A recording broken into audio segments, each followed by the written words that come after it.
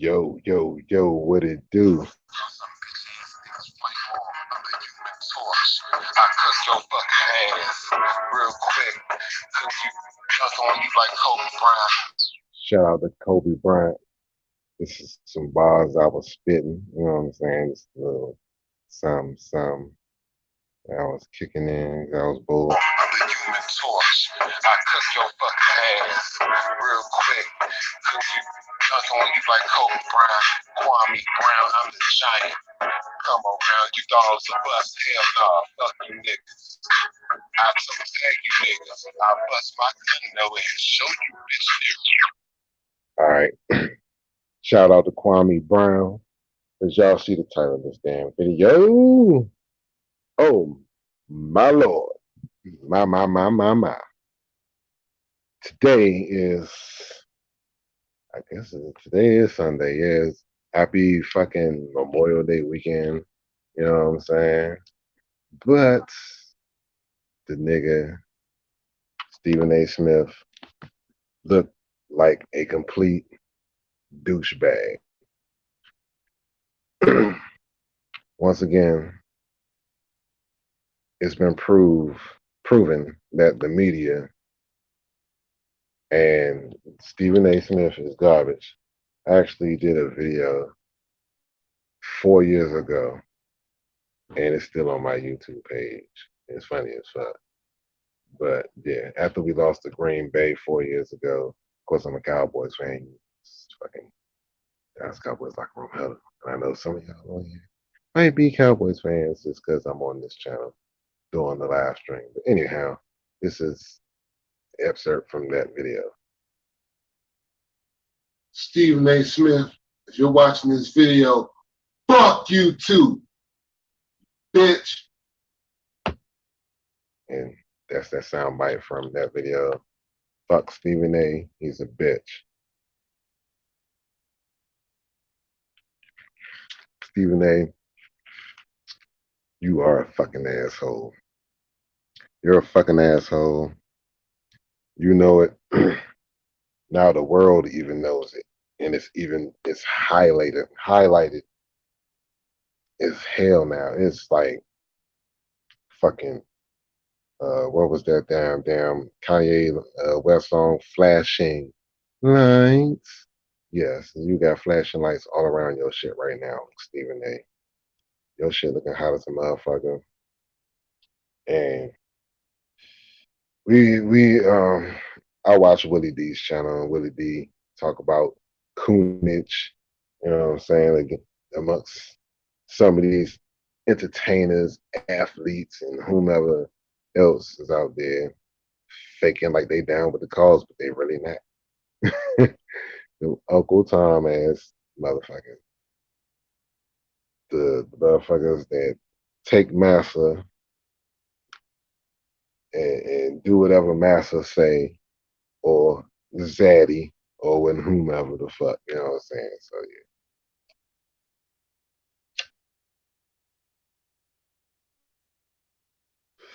I mean, on here talking about corporate America, talking about all these jobs, how they not paying nobody, how you qualified, got skills for the position, they don't want to hire you for the position. I think it's bullshit. Um, but you got a motherfucker like Stephen A. Smith sitting up there on as uses the platform as ESPN. He pretty much can almost damn near say what the fuck he wants to say because he's not Stephen A, but he's a motherfucker that's just gonna fucking bow down and do what the fuck they tell him to do. They're gonna peg him in the ass until he's fucking raw and sore, and he's still just gonna keep fucking getting pegged in the fucking ass. As nasty as that shit sounds, that's how the fuck they're doing him. He's getting paid well from that shit to fucking disrespect black athletes, tear them down, make them make us look bad. You know what I'm saying? Like Kwame Brown was 17 years So, that's old. a message to Esha saying, sounds that's how the fuck they're doing him. He's getting. Oh yeah, see.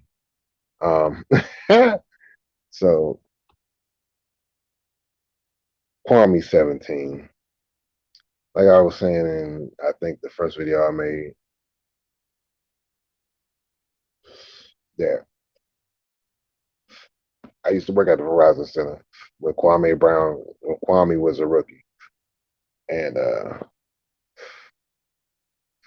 I've encountered Michael Jordan a lot of times. I've actually seen Kwame Brown walk past Kwame Brown a couple times, you know what I'm saying? See, it's Stephen A shit rubbing off. The man is a fucking beast, you know what I'm saying? And like for anybody to last 12 years in a professional league, 13 years, and then he played in the big three as well. So dude got game, you know what I'm saying? And it's a shame that his growth got stunted because he went to Michael Jordan and the Wizards. If he had went to any other team, I think he could have been a better player or lived up to that potential that he had, you know what I'm saying? Other than getting his ass beat every day. They running him like a horse before the game. See, I didn't, even though I worked there, I always used to wonder I'm like, why he look like he tired? And I'm watching the games live, you know what I'm saying? I'm working on the second floor in the inner bowl in the Acela Club, which is not called the Acela Club anymore, but I'm working in the inner bowl and I've seen just about every basketball game from 1998 till about maybe 2013, 12 when I stopped working there. And those early years when Jordan first got there, of course, I'm young, you know what I'm saying? I'm starstruck as fuck, you know what I'm saying? I'm trying every chance I get, I'm trying. If I even get a glimpse of Mike, I'm trying to talk to him, see what's up. Like, hey, like, good morning, Miss Jordan. It was one morning I got to work early because we had to work the All-Star game, 2001 All-Star game. This right here is one of the best and fondest memories ever for me. That was an amazing experience working the All Star game in 2001 and watched here in Washington, D.C. Saw so much, did so much. You know, I was tired as fuck working all those goddamn hours. But the funny thing was, I was working the catering and I was working down on the practice court, down on the event level. All of the media dudes, everybody, Michael Wilbon, fucking Tony Kornheiser, Stuart Scott. I met Stuart Scott. Goddamn it, rest in peace. Um, but everybody, even all of the Woody Page from back in the day when it used to be cold pizza with him and Skip Bayless. I even met Skip. You know what I'm saying? So like, and then there was Stephen A. Smith. And the funny thing is, I will never forget the experience that I had meeting him. Went up to him. Yeah, Mr. Smith, would you like to have something to drink? Da, da, da, da. No, I'm good. I'm fine. You see I'm working? And this is Stephen A. I'm like 20, I'm like 20 years old. You know what I'm saying? He's just going off. I'm like, the fuck? The fuck, Jack? Like, but I see how the fuck he is. He's a fucking bitter ass fucking man. Dude can't play basketball. Dude is not athletic. He's old, washed, and he's made his money off clowning Kwame Brown forever. he takes players and certain, I mean, not even all black players. Don't get me wrong. He fucks with some of the white motherfuckers too and calls them all types of stupid shit. Like, matter of fact, the foreign, Lithuania, I think he's from Lithuania. I'm not sure, but Slavo Medinkovic, or how, I'm sorry if I mispronounced your name, sir, but he called him all types of shit. Then talking about Westbrook, they be calling that man Westbrick, motherfucking. Well, I call LeBron the brick, so I mean, that's just me. But and he has a reason to be called the brick. And I'm glad that, matter of fact, speaking on Mr. LeBron, let me get on Mr. LeBron James. And it's funny. I remember that show, The Get Along Gang, back in the day in the '80s. It used to be a cartoon. Um, but it's funny. I think everyone remembers that NBA Finals when he was with Cleveland, when he won that one championship with Cleveland, him, Kyrie, J.R. Smith, and all them, and everybody was like, "Yeah, you smell marijuana back in the locker room." Surprisingly, nothing happened. You know, them niggas was smoking back that motherfucker. Hell, they back there smoking regular cigars. So they lifted the no smoking sanction in the building because every NBA arena or every arena for that fact, football, hockey, baseball, all non-smoking. Even football, even though it's fucking outdoors, non-fucking smoking, Jack. These motherfuckers smoking in the locker room. As a bitch. You don't think ESPN reported that motherfucking shit? You heard wind of it, but it wasn't drugged the fuck out. You got people like the owner of the Patriots who got caught up in that motherfucking human trafficking shit. You think we heard anything that happened to him about that shit? No. He paid his fucking way out of that shit. Get my name out of the paper. I don't want no one to know nothing about this shit. You ain't seen nothing. But because you got all of this here, you can do what the fuck you want to do. But if you don't got no fucking paper out here, you can't do shit. You can't make no motherfucking moves out here. And that's the whole fucking agenda. They don't want us to have nothing. And then, especially us being black men, they really want to hold us the fuck down. They really don't want us to have shit. We are the most scrutinized group ever. Like, and we're the hardest working men in the world, especially if you know some of us out here really do this, put in this motherfucking work. You know what I'm saying? For real. And I'm not talking about out here getting your grind on and hustling and all that shit. I'm talking about like really trying to feed your family the right way. Like, you know what I'm saying? Out really out here fucking with these goddamn working for these fucking companies and shit, dealing with the motherfucking bullshit each and every motherfucking day. Motherfuckers coming in, getting hired over you and all this fuck shit. You still making the same motherfucking money you've been making for the last 5, 6 motherfucking years.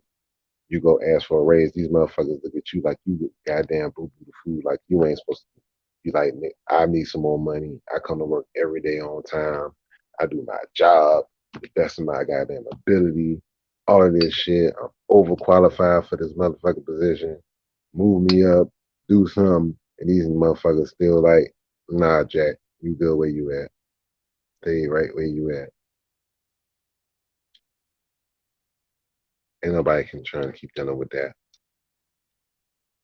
Me personally, I would not be trying to do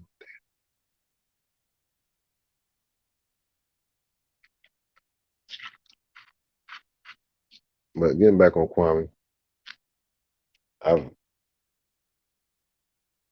and I can see where he comes from. Like one of my older cousins, he actually worked security.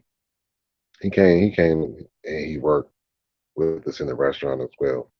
He came in one day because I remember when it was Brennan Haywood was on that squad. And it's funny though, they had all of these power forwards and centers.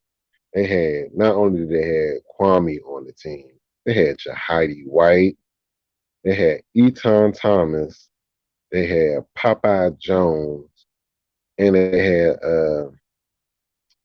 God damn Kwame, Eton, Popeye, fuck Jahidi White, and there was a fifth like Christian Leitner. They had Christian Leitner too. So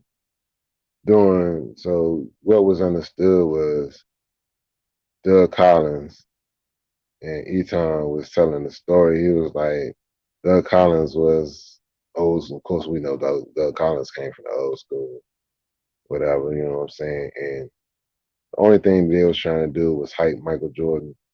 But the Wizards, they actually could have made Kwame pan the fuck out had they would have not been like on this motherfucking Michael Jordan goddamn need to win a championship bullshit because it wasn't going to happen with that fucking team. Not with Jerry Stackhouse, not with Jahidi White. The team was young as fuck. Richard Hamilton was a rookie. And then Eton and Chris Whitney and them, they was like Rip wanted to get the fuck up out of there. Stackhouse, he already admitted that he didn't like playing with Jordan back in 2001, 2002. And see, Gilbert Arenas came in the year after Jordan got kicked the fuck out. So Kwame was already in like year three then, you know what I'm saying? And Kwame still would have like after they left and then made the transition over to Eddie Jordan. No, it was Leonard Hamilton. No, Leonard Hamilton was before. This is how many damn we was saying so many fucking coaches. All right, yeah, Eddie Jordan was the Gilbert Arenas era. So when Eddie Jordan came in, everyone already had that motherfucking bug in their ear because Kwame got drafted by Jordan. He played with Jordan, and Jordan and them had that narrative out there that Kwame wasn't good. And you took this boy, made him heavier, made him. Then y'all talking about, oh, he's slow, he got small hands and all this. But from what I could tell, he was out there trying not to fuck up. That's his whole thing was. As soon as he get in the game, I can't fuck up. If I fuck up, this is this is gonna happen. But maybe he wasn't even in that mindset. But being that young, you put that pressure on you. Like you're playing with your idol. You know what I'm saying? Because really, in that moment, I wouldn't even know what the fuck to do either. I'm 17. I'm playing with grown ass fucking men, and these niggas can go drinking all this motherfucking shit and go do whatever. I can't go to the club and do all this and hang out with them. You know what I'm saying? So you're already kind of like out of the mix anyway, just from that standpoint alone. And hell yeah, Kwame all motherfucking day, bro. Shit, man. But from that standpoint, it's like, damn, what can you do? Like, only thing you can do is just try to bust your ass every day and play. And that year that fucking Jordan left and Stackhouse and all them, once they all rolled the hell out, then it was Gilbert Arenas. I think they had Andre Blatch. I think they still had Eton Tommy. Yeah, they still had Brendan Haywood. They still had Eton. They still had Kwame. Um, you still had all of these freaking power forwards and centers. So it's like, where you gonna fit him in at? But if you've already tarnished this man's value and worth, Stephen A with that Kwame Brown bullshit, Kwame or however the fuck he say that shit.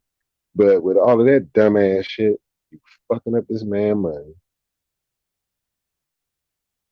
Because if you going out for a job interview and someone tells you, okay, well, you know, when you go for a job interview, they be like, yeah, we need to get references and shit. So you put a motherfucker down and they call that motherfucker and be like, well, how's such and such work ethic? And oh, like, oh yeah, and that could be your man. And they'd be like, oh yeah, well he's lazy, all you know what I'm saying? He ain't on time, yada yada yada. This everything bad. Then they call you, be like, well, we're not interested in you because when we got this one reference, they said that you were lazy, not a team player, yada yada. This, that, and third. And Kwame Brown had that stigma. Okay, well, god damn it, you can't run, you can't jump, you can't shoot, you got little hands. What good are you? But yet and still, this motherfucker still lasted fucking 13 years and played for all of these squads. And like he was saying, I remember when he went to Charlotte, and that was really a bold ass move on his part, going back to fucking play for Michael Jordan, motherfucking ass. I guess he was like, look, I'm about to show you what the fuck, nigga, I could have been doing had you would have let me get my fucking man out there, and you would have been the goddamn second nigga. But by him being the first pick, Jordan didn't want Kwame to be that nigga. That's all that was. Jordan didn't want Kwame to be that nigga because he seen Kwame in the workout. He was like, fuck, this nigga is 6'11", 7 feet tall, and agile, quick. He got decent mid range. And back then, I'm pretty sure if they would have been like, Kwame, we want you to shoot some motherfucking threes, I think Kwame would have worked on his game and he probably would have been a fucking 3-point shooter. Like for real. You know what I'm saying? He could have stretched. I really believe Kwame could have stretched his game out and been a fucking 3-point shooter if he wanted to, because he had the form to do the shit. You know what I'm saying? Just put in the work. And there you go. You got it. You know what I'm saying? But well, what am I to say? Because it wasn't done. But in hindsight, the man still had an amazing fucking career. I respect that man because, god damn it, he proved to a lot of motherfuckers. And Kwame is he's so much like me. Like I'm like he said, eldest. I'm kind of his elder. I'm fucking 41. He's like 36, 35, maybe some shit like that. He's still young in his years. You know what I'm saying? Well, actually, no, he was like 3, 4 years younger than me. But same time, it's like I really see where he's coming from because from a standpoint of motherfuckers just selling you, dogging you, and you just sitting back, you just taking that shit, you ain't saying nothing. And you just like, you know what? These niggas one day they're gonna have that shit coming. And when it comes, it's gonna be something hard. And the motherfuckers did just enough motherfucking damage. Becky with the smooth ass hair, uh, what he called stack the Black Lives Matter or Black Lives some shit, gangster that keep smoking weed and all of this there. But anyway, yeah. Man, shout out to Kwame Brown, man.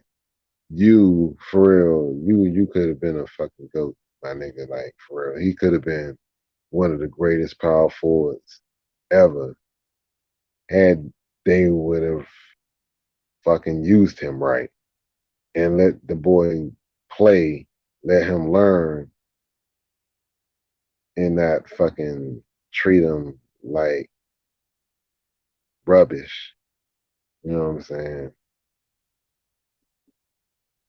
And for all you analysts and all you fake athletic analysts that really don't, that's just getting your penny pinched, well, penny pinching off the man and letting the man tell you what to do and whoop you and put doggy leashes on you and pull on you and tell you when to bark and when to go outside and pee.